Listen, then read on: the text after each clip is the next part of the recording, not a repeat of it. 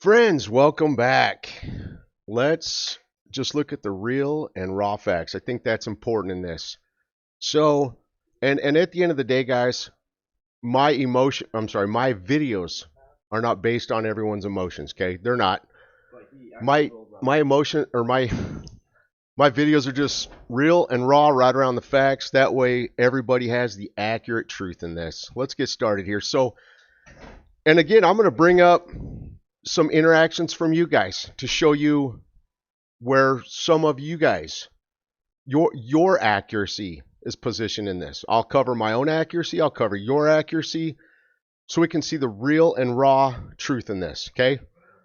So here's the real and raw truth of Dinar Facts. So back around the last 2 weeks of December, I had a little time off from work, put a little bit more of my time for you guys out on YouTube to help you out. I told you a critical piece to this was Mark Savaya. We need to see when he goes to Iraq, because at the end of the day, he has to go there closer to more when the government's formed, when Iraq's about to go international and all that, because really, it's important for you to understand, why is Mark Savaya even going to Iraq, okay? Well, Mark Savaya is going to Iraq for more international matters. For example, one critical piece why he's going there. They've actually right here, here's another one right here on the screen. You know what, let's cover the one on the screen first. This is more critical.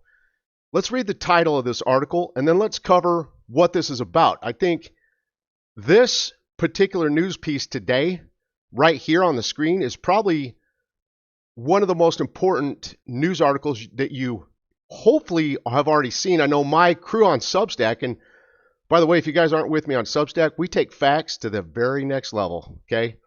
That's right, we take facts to the very next level. So if you're not with me on Substack, I strongly recommend you consider joining because of how thorough our research is, okay? We don't do work based on everyone's emotions. I don't show you, oh my gosh, look at this text message I got from somebody, and then it never plays out, okay? We don't show you the misleading nonsense. We just stick right to the facts, okay? Now, here's the real truth in this. In this article, Trump's envoy opens Iraqi banks' books with the U.S. Treasury sanctions. Now, this article mentions OFAC right there in it, highlighted blue for you. What does OFAC have to do with this? What is OFAC? Well, it's Office of Foreign Asset Control, okay? One thing, now here's the thing, when I brought this to you guys saying we were looking for Mark Savaya to go there, but again, it would be closer to when the government's formed, I had quite a few people in the comment section arguing with me that he was there, and this is where I'm gauging those of you that decided to argue, you know, or say he was already there. Let's show you your accuracy. Apparently he wasn't there because he didn't get there till this morning, guys. It's that simple. That's right. Savaya didn't get to Iraq till this morning, so you can see, those of you that decided to argue, you can see very clearly how inaccurate you were. And that's why I don't argue with you guys, because I know what I study within the facts, okay? Now, why is Savaya even going there? Again, I can't stress to you guys enough, this one article right here is probably one of the most important articles that you would have seen throughout this entire week. So let's get into it. So again, Mark Savaya is going there to open Iraq's bank books regarding OFAC and the U.S. Treasury Department. What's significant about that? Well, have you guys taken the time to maybe look at what are the remaining sanctions on Iraq? Again, what are the remaining sanctions? There you go. This is our level of research right here on Substack. Again, what are the remaining sanctions? Well, let me see if I can zoom in on this, make it a little bigger on the screen. There you go. Okay. UN Chapter 7 sanctions, gone. International trade embargoes, gone. Oil export controls, gone. IMF, World Bank access, still active. Again, that'll be part of the U.S. sanctions. Okay.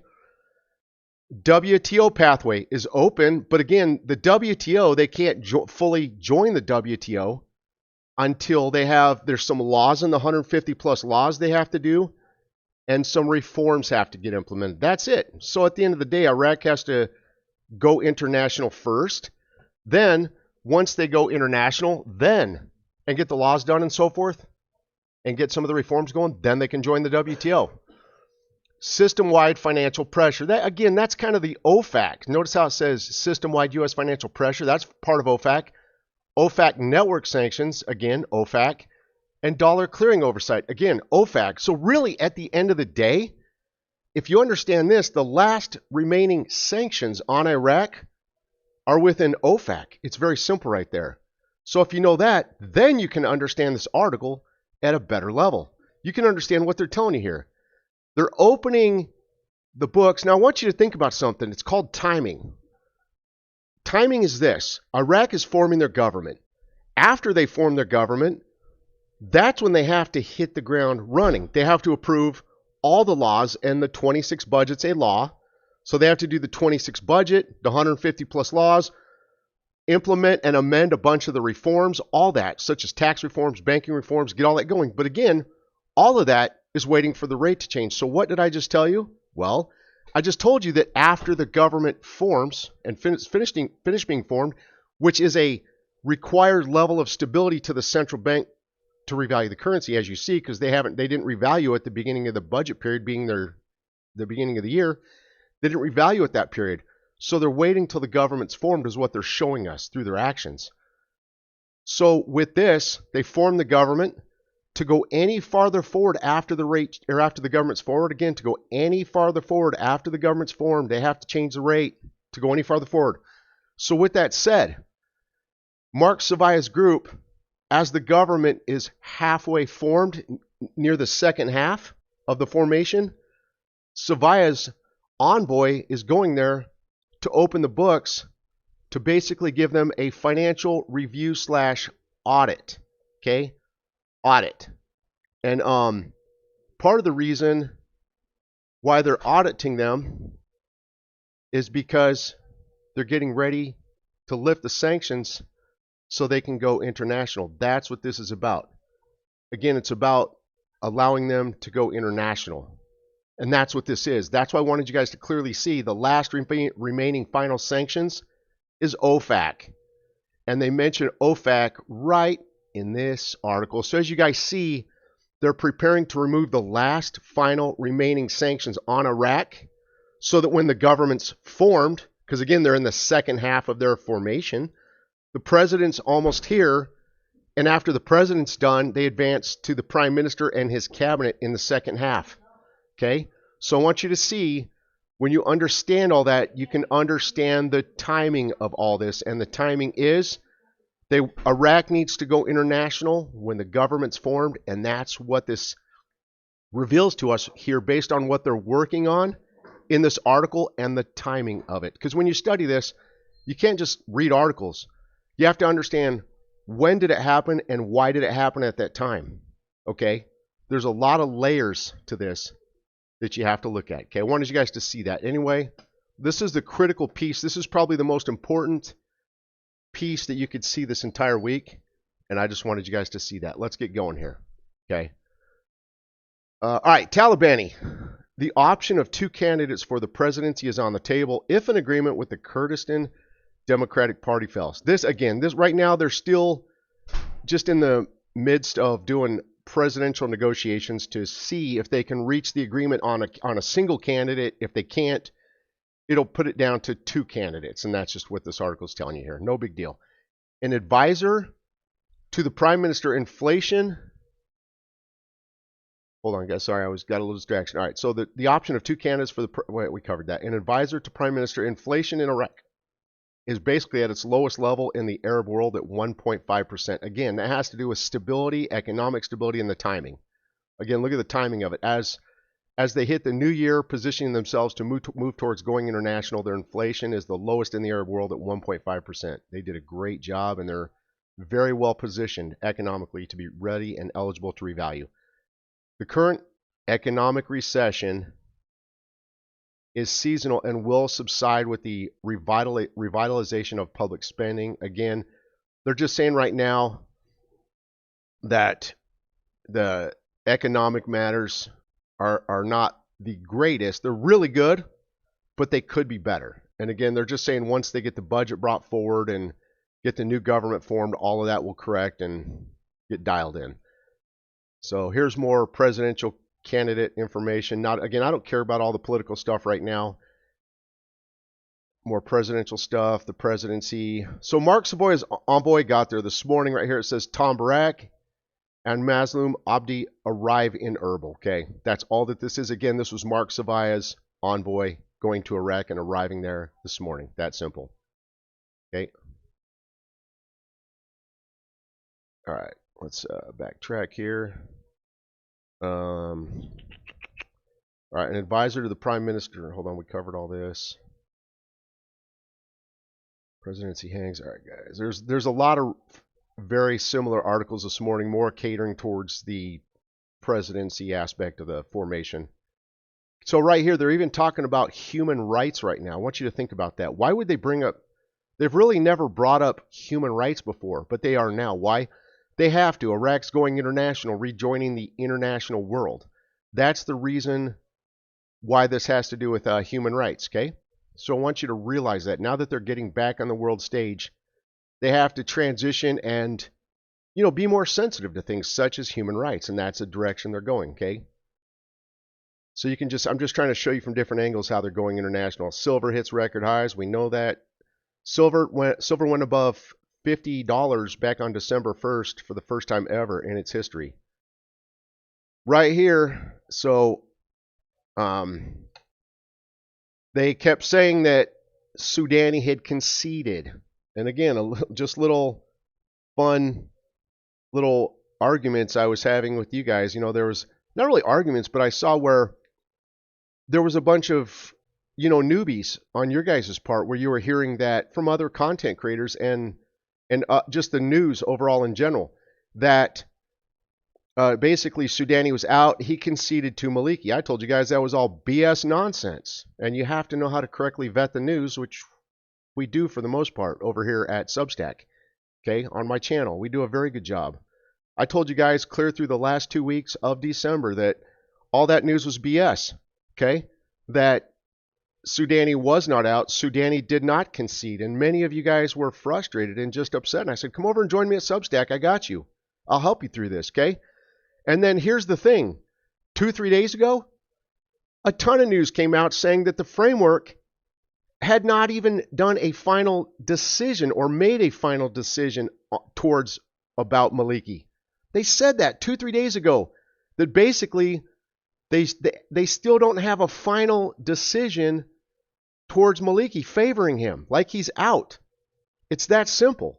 So that's what I try to tell you guys. You can't trust. The political news is very misleading, and they lie to you extensively in it. Well, here's an article this morning. And it says right here, what if Mohammed Shia al-Sudani rebels against the coordination framework? And will there be a Shia framework left capable of forming a government? When you read this article, it doesn't suggest to you that Sudani conceded to Maliki. Can't make this up, guys, but I told you that he hasn't conceded. None of that. Again, here you go, though. So the truth. Right here, the news is all over the board right now. Because, they just said 2-3 days ago that the framework hasn't yet or has never made a final decision towards selecting or choosing Maliki as their premiership for the prime minister position. It is that simple, okay? Here's a very good article that came out this morning from Sudani. Very good article. It says Sudani and the requirements for the next stage. What does next stage mean? Well, the next stage simply means going international, okay? Well, here's what they've told us about this period or these specific 20, 25, 26 elections. They've said that these elections will be the ones that take Iraq into the next stage. The new government takes Iraq into the next stage. That means going international, but as you saw, all the news leading up to the very end of 25 already told you Iraq was going to go international, okay? That's important. Let's look at this article, though. Let's look at the summary and key points of it. Iraq is at a delicate transitional stage that demands stability, clarity, and disciplined leadership. Prime Minister Sudani is portrayed as more than a crisis manager. He calmed political security tensions, restored partial trust in state institutions, advanced executive governance despite entrenched interests, current challenges, okay, poverty, unemployment. And again, he's helping turn a ton of those matters around. This problem requires long-term strategies, a clear developmental vision, all of that, okay? Under Sudani, foundations for reconstruction and development were laid. Channels of international cooperation open to energy, water, stalled service projects, turning infrastructure around within the country. They have a ton of new. I have a good friend where I live. He's an Uber Lyft driver. He on occasion, he's invested in this, but it's neat to talk to him because on occasion, he'll pick up people from our local airport doing Uber Lyft that comes straight from Iraq. And he asks them, hey, what's new within your country? Like he recently picked up a guy in the country. And here's what the guy shared with him. The guy has been gone from the country for about 10 years, but he recently went back. And then he was coming back into the United States. When he came back, he said the overall amount of new construction and infrastructure within the country under Sudani is tremendous. He said they have so much new infrastructure and overall construction that Sudani has really turned the country around. So it's good to hear that, okay? So Sudani, and that's one of the main reasons that I would suggest if that you got to look at a lot of things, and you got to look at just Sudani from the angle of common sense. Sudani is the number one prime minister that has done the most to turn the country around on an international and local domestic level, okay? He's achieved the most stability. He's the most well-liked. That's the reason it makes sense for Sudani to be the prime minister that introduces Iraq and returning them back to the world stage, okay? Anyway, very good article. Wanted you to see that. Here's another one, Mark Savaya's envoy. Again, Mark Savaya's envoy is doing two critical things. Again, I showed you the first critical article for this whole week, how they're going through Iraq's financial books to get them out from the last final remaining OFAC sanctions so they can go international. Again, notice the timing of that is they're at the second half of forming their government. And then right here, President Barzani and the U.S. envoy Tom Barak to meet in Erbil. Again, critical stuff right there, okay? Hope you guys have seen all that news. If not, we got it for you on Substack. Prime Minister Masroor Barzani joins world leaders at the 56th World Economic Forum in Switzerland. Anyway, guys, I think that's the bulk of all the critical news here. There's not a lot of critical news. The next major thing, they are having a session of Parliament Monday, but it's not for anything critical that we care about towards the formation of the government or anything like that. Government advisor tourism investment is a lever of diversifying income and stimulating the private sector. That's true. And remember, for Iraq to join the world trade on that, they have to have more than one revenue stream being just oil. So, anyway, guys, as you see, the news is phenomenal. Looks amazing. We've got to see when they're going to. The next critical thing we're looking for here is when they're going to have and hold a session of Parliament to tackle and vote on the president. They haven't given us that date yet, but they're in close proximity to doing that. Right now, the closest we have to that is they're just having meetings to see how close they can get to reaching an agreement on a single candidate or coming to the table with around maybe two candidates if they can't agree on a single. So that's it, friends. We're just waiting for political news to let us know when they're going to move forward. Now, with that said, when they get to the point of a prime minister, this can go very fast. Here's why, here's how.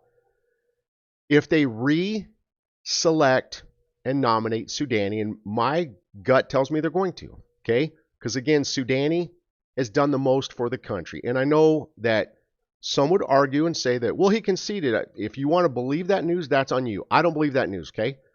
Now, with that said, though, if they reselect and nominate Sudani, who reselects his cabinet as well, the formation could be done within just a couple of weeks at that point. It could be down to weeks instead of, see, with the cabinet formation, the Constitution gives them up to 30 days, and for them to nominate and bring in a prime minister is 15 days. So that's 45 days between the two right there.